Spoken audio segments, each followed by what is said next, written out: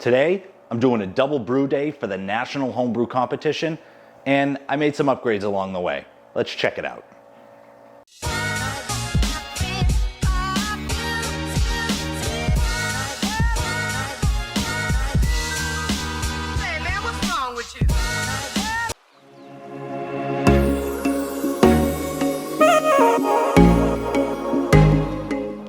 What's going on, guys? Nick Lesegor here, Exit 12 Homebrew in the house.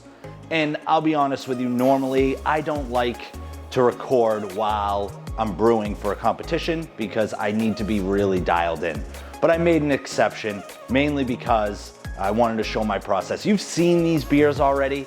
I'm brewing the Honey Blonde Ale Weekend Mulching, and I'm brewing the Blueberry American Wheat called Selling Out. Made these beers all throughout the summer last year. Literally, that's pretty much all I made.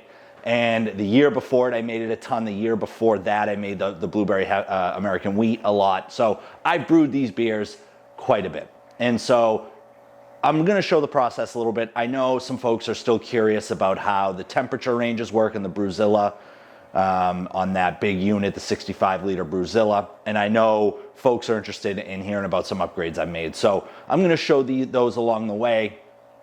And it's gonna be a fun day of brewing, but it's a double brew day. And instead of brewing them, you know, staggered, I'm gonna do one, complete the first, and then focus on the second. So I'm looking to be here for 10 to 12 hours brewing. You're not gonna catch an argument from me. This is what I love. Some of the things that I'm really excited about, some of the upgrades that I made though along the way, I purchased the Flexi Arm for the Brewzilla for the 65-liter because I wanted an option for recirculation that allowed me more range. And so I wanted to be able to swing it any way I wanted, and I can kind of do that. I can flex it, hence the name, and I can it really gives me a lot of flexibility while I'm brewing. With that said, you know, the material it's made of, the steel makes it very hot, so I have to wear gloves. Otherwise, I could burn myself. It gets very, very hot. And then the other upgrade I made that I'm really excited about is I finally found a use for my spike flow pump. And I purchased this probably a year ago at this point, when I was utilizing the Anvil Foundry, because I wasn't happy with the Blickman Riptide. I thought it was too loud. I thought that the valve, the pressure release valve on it, really it forced wort to spray literally everywhere. So I was trying to find a different option. And then I purchased the Spike Flow, and then maybe 2 weeks later I purchased the Brewzilla, not needing the pump. But I found another use for it. I'm gonna use it to sparge. So we're gonna try that out today as well. Two things I'm very excited about. It's gonna be a fun brew day, and I'm really excited to get into it. So let's start brewing.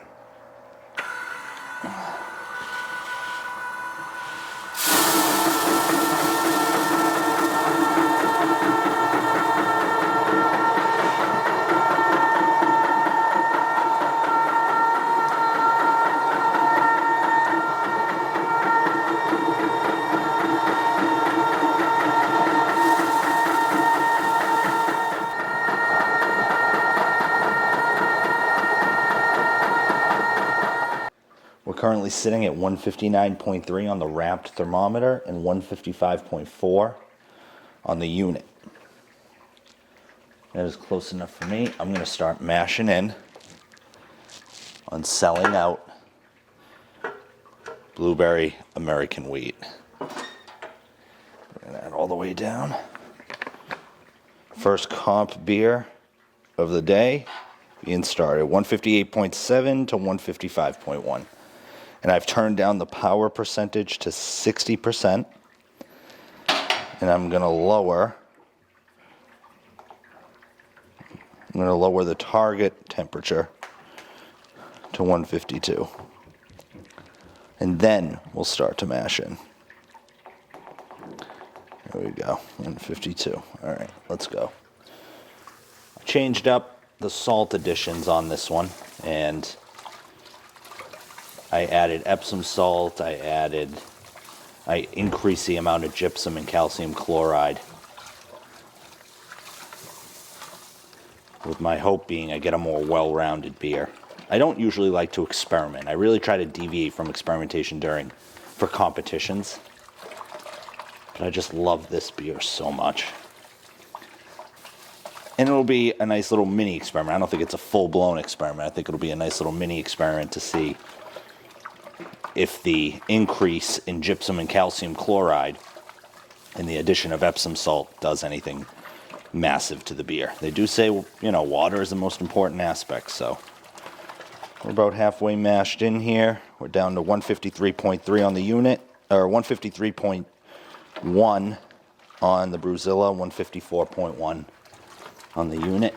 I suppose I feel like that's gonna continue to go down. I don't like to lose a lot of temperature. It's one of the reasons why when I mash in, I try to go as fast as I can. Right now, I'm really kind of babying it. I'm going a little bit slower than I normally do.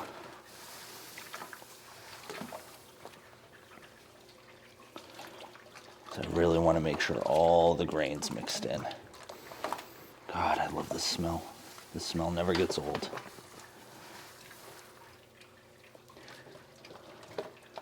I'm excited to see what my recirculation arm upgrade, what that looks like, how that ends up performing. Okay, I'm about 3/4 of the way. I'm down to 146.8. Built-in's 152.7. And the heat just turned on. There we go. Okay. Again, trying to baby it, but not really doing a good job of it. So we're all mashed in. We're down. The temp differential override turned on. We got a 10-degree difference. 143.9 to 153.3. So the top of the mash is reading much cooler than the bottom. My hope is when I turn on the recirculation at some point, once this grain bed settles, my hope is that I get that evening out of the temperatures. I'd rather be too low than too high. If it's too low, you can heat it up. Okay. That looks like it's ready to go. I'm going to turn on the recirc tube here just to get some of the... Ooh, yeah, that is hot. Good.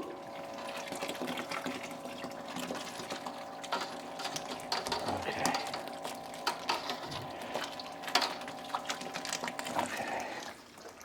Got the recirc going there. Now I'm gonna let it settle after. I'm gonna give it 10 minutes for the grain bed to settle. So I just turned on the pump after a 10-minute mash rest. After I dough in, I like to let the mash sit for a while. And it was, the wrapped temperature thermometer was at 145 and the built-in was at 153. So turning on the pump and keeping it at 60% of a heat percentage, the built-in is starting to come down in temperature and the wrapped thermometer sitting at the top of the mash is starting to come up. Which is pretty cool. Now it's starting to, it looks like it's at least starting to level out. You can see the heat's on right now. It may not be on for very long, depending on how much higher that built-in goes. But if I can mash in that 149, 151 range, I'll be happy with that. As you can see, the differential override turned on. But once the built-in goes down again to like 152.6 or something, it'll pop back up. The heater will turn back on. So I'm actually very surprised, cautiously optimistic. I mean, as you can see now, it's the heat turned off, but the heat is still in the unit, and so it's the temperature thermometer is catching up to it. So I'm aiming for 153, 152, 153, and that's where I am right now. Not bad. Heat at 60%. I like that.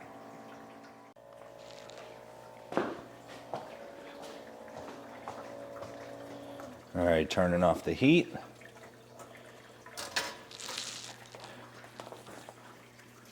We are now going to sparge. Pop this bad boy off.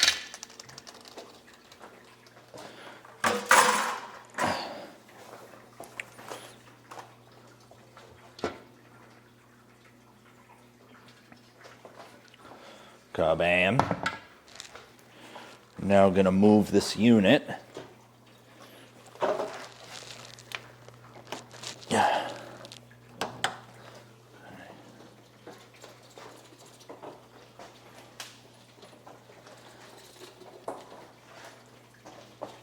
I have to navigate around my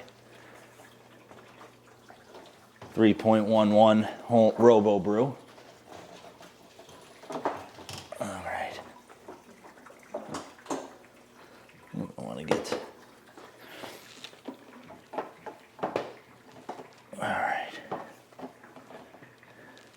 I did take a first runnings gravity. It was 0.64.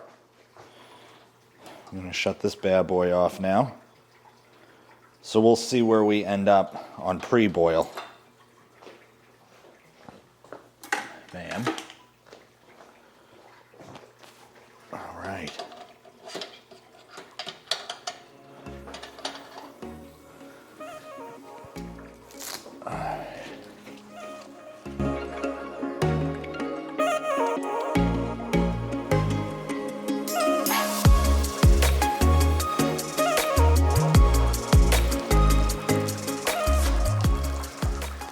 Okay.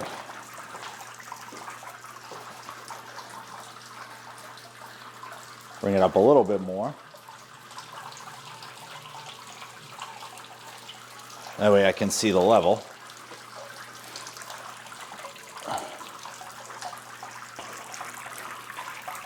Usually I have to maneuver it a lot more. That actually worked out pretty good. So now here I have spike flow here on the ground.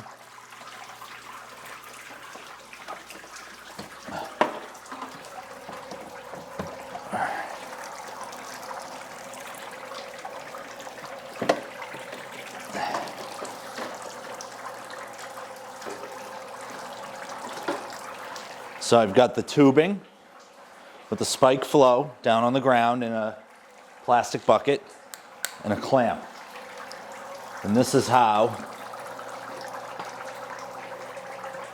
at least this time, we'll see how this works. This is how I'm planning to recirculate, to sparge.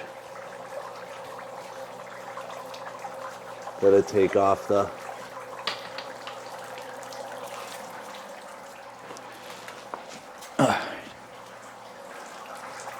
I'm going to let this drain and then we're going to start sparging. So as you can hear, the pump is laboring a little bit, but I think that's because I only have it up to about half speed. And the reason why is because I don't want to run through sparge water so quickly. I want it to sparge slower. So I may have to purchase a secondary piece of equipment that crimps maybe at the top here and allows me to run at full speed. But I don't even have the clamp on right now. It's just running straight through the hook of the pulley.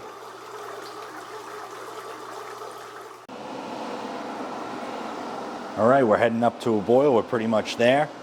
Taking a small sample for pre-boil gravity. And then I'm going to add 3/4 of an ounce of Centennial hops here at the 60-minute mark.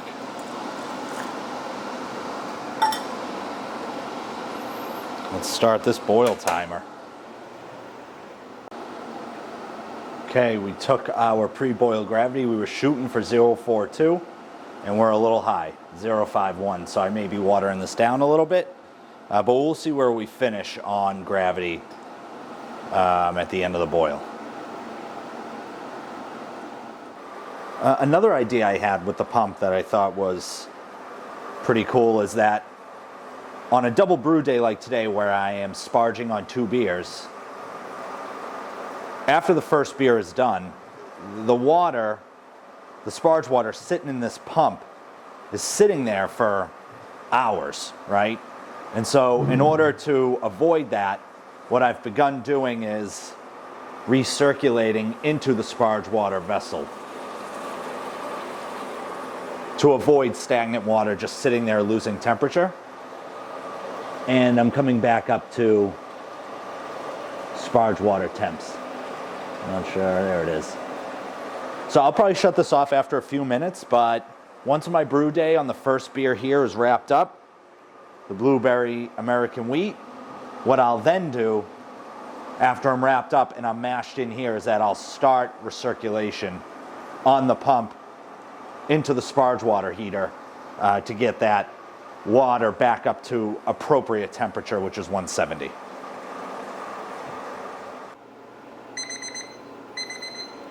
Okay, that is a 60-minute timer. I'm going to pause the system. So that's the end of the boil, and I just threw in some Huell melon. That flame out. Oh, that smells good. I'm going to turn on the chiller now. I'm going to chill this puppy down. I don't know if I'm going to wait the 10 minutes I usually do to let it settle, because every time I do it, it clogs the pump. But we'll see. I'm going to turn on the system now, or I'm going to turn on the wort chiller now, and we're going to cool down. All right, I'm currently sitting at 73 degrees, 72 degrees, but I know from experience, I boil at 214 when it's really 212. I don't have the system fully dialed in, so I'm about 2 degrees off, so I'm probably sitting around that 69, 70 degree mark. So I'm gonna transfer over. I cleaned and sanitized this unit yesterday, so we're good to go. I am sitting at, well, looks to be about 20, just under 25 liters, so around 6.5 gallons. I'm going to start transferring into the fermenter now. First, going to dump out whatever leftover food grade sanitizer I have sitting in here. And now we're going to transfer into the fermenter. I'm going to take a reading midway through to get our original gravity. I am not letting it sit for 10 minutes. I let it sit for about maybe 5. I'm going to shut the heater off now. Yeah, currently sitting at 71 degrees, probably around that 69 degree mark. I'm going to transfer this in. I'm going to take a little sample. And we're going to get our OG and determine if we need to water this puppy down. Okay, OG 1.059 on the Blueberry Hefe. Was shooting for 0.51, so I'm a little high, but that actually puts me at around 5.6%, which I will take. I'll be fine with. No water addition this time. We're going to throw this bad boy into the fermenter, start cleaning, and get going on the second beer. All right, it's 10:22 a.m. I have the Blueberry American wheat is sitting in the fermenter right now. I still have to pitch the yeast. Finished just over 6 gallons, so I nailed that. Overall, very happy with how that brew day turned out. And now, here we go. We're going to mash in now on the honey blonde. This is a much smaller system, 35 liter. And I already tell you, I haven't mashed in on this, it feels like, in forever. So this is going to be interesting. Let's see how this goes. Turn down the temp to 152. I don't have a wrapped temperature thermometer for this, but that's okay. I'd almost rather prefer not to have it at all. But let's mash it in here. See if I can. Okay.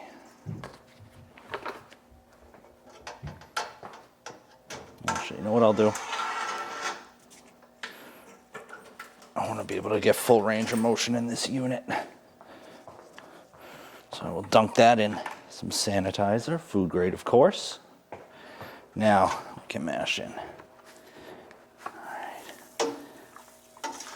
I will tell you, I do get 70% efficiency on this unit regularly. Every time I've used it. I added the salts earlier as well, so we're good there. And while this is mashing in during the 60-minute mash, after I finish getting my pH and recirculations going, I'll start cleaning the 65-liter unit. I did finish just under 82% brewhouse efficiency on the 65-liter unit, which is probably the best I've ever gotten. So feeling very thankful that the homebrew gods blessed me on that. We're going to continue mashing in here, and we'll see how this goes. Got about a quarter of the grain bill left, and we're climbing up on this unit here. I mean, this really drives home the point of why I got a 65-liter unit. There we go. Looks like she will fit all the way in.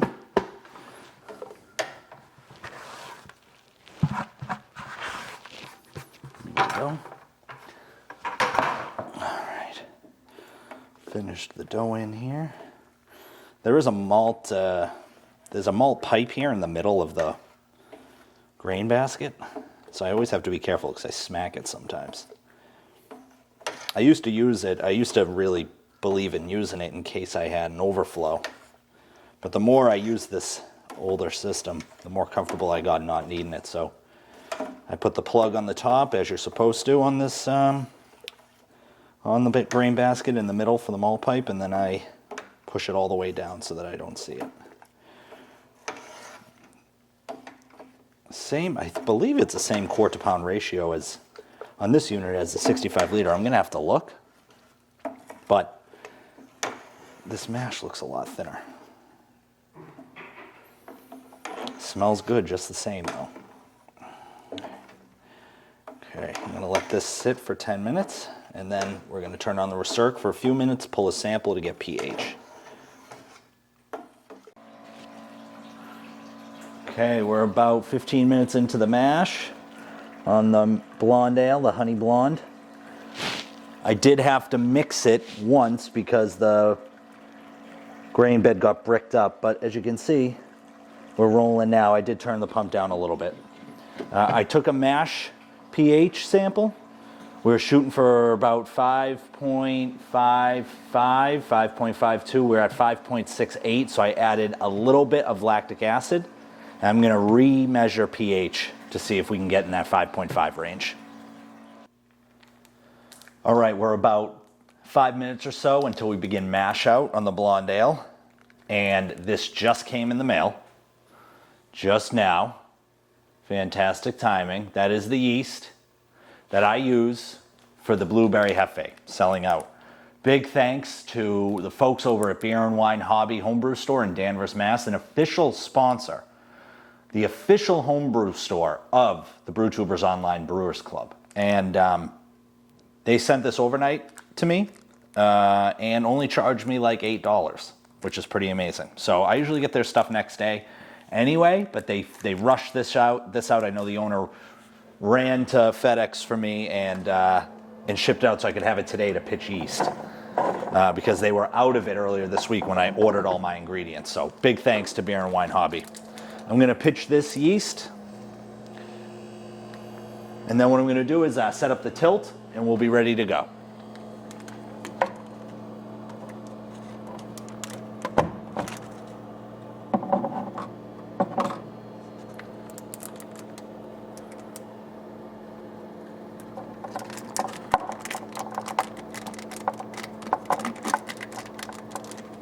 I pitched the yeast. The tilt is reading 70 degrees and the unit is cooling down. I have the temp probe for the fridge on it, so that 70 degrees seems about right, 69, 70. We want to ferment this bad boy right at 68. So beer number 1 is in the books.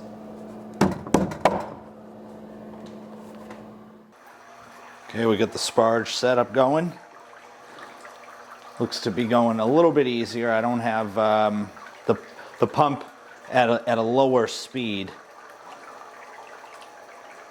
Isn't really messing with me too much. It's not making too much noise. And that's probably because I would imagine the malt pipe isn't as high as I have it with the 65-liter unit. We're slowly sparging here, looking for 7 gallons.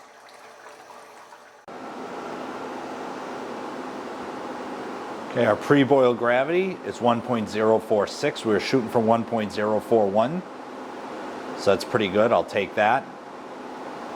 Our first runnings was 1.048, at least that's what the system said. I did pull the sample from the bottom of the unit, from the spigot at the bottom of the unit, so that could have had something to do with it. I'm not sure that that first runnings gravity is all that right, but I did add a lot. I added more than 2 gallons of water, and Brewfather called for adding like a little under 1.5 gallons. So I'll take that, 1.047. It goes between 1.046 and 47, so we'll call it 0.46.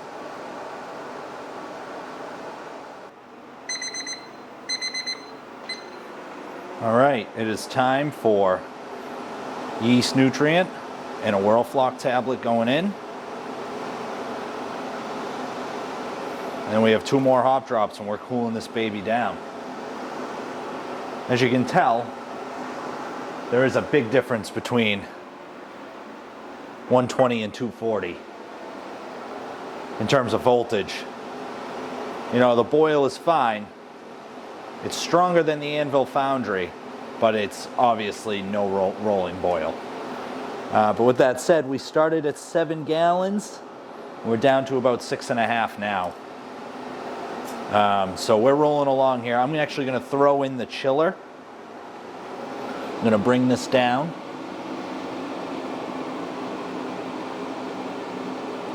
I'm going to pop in the chiller, and I'm probably going to pause the timer because it's probably going to stop boiling.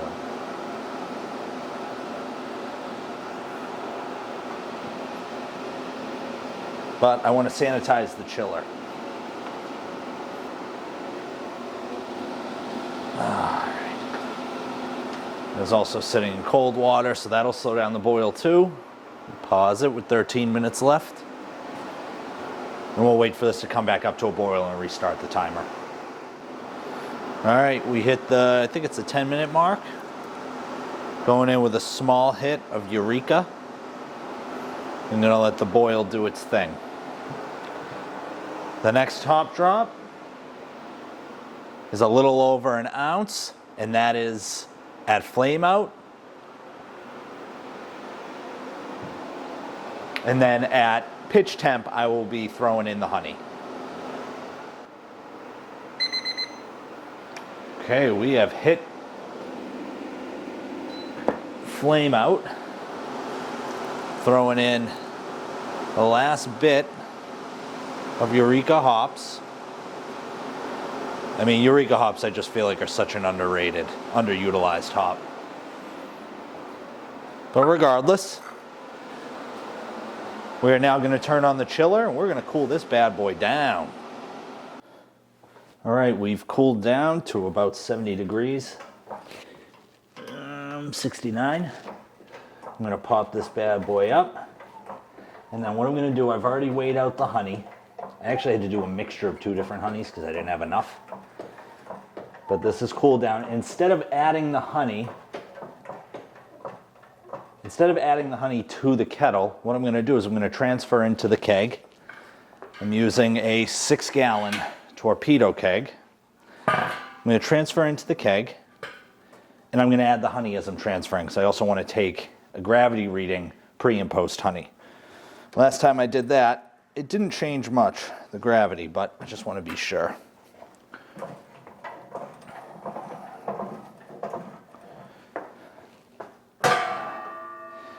Okay, what I want to do now,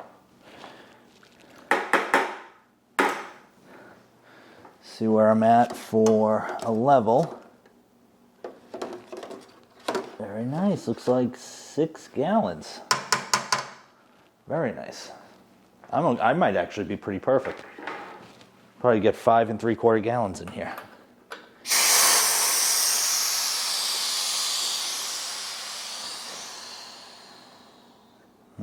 CO2 is purged. Let's transfer.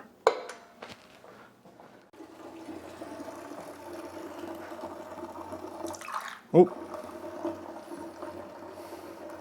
And get maybe a cleaner sample.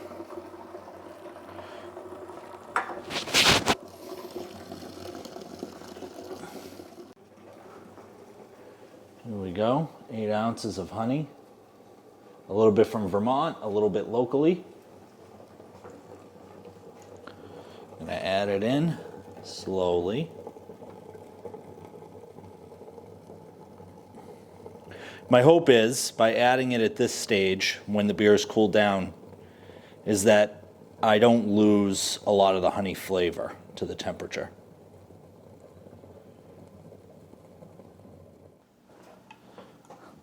I'm starting to pull clear beer here, so I'm gonna slow it down to avoid a mess. There we go. This will be for the gravity. Pre-gravity. Pre-honey gravity, rather. And then for a post-honey gravity, I'll just have to pull off of it.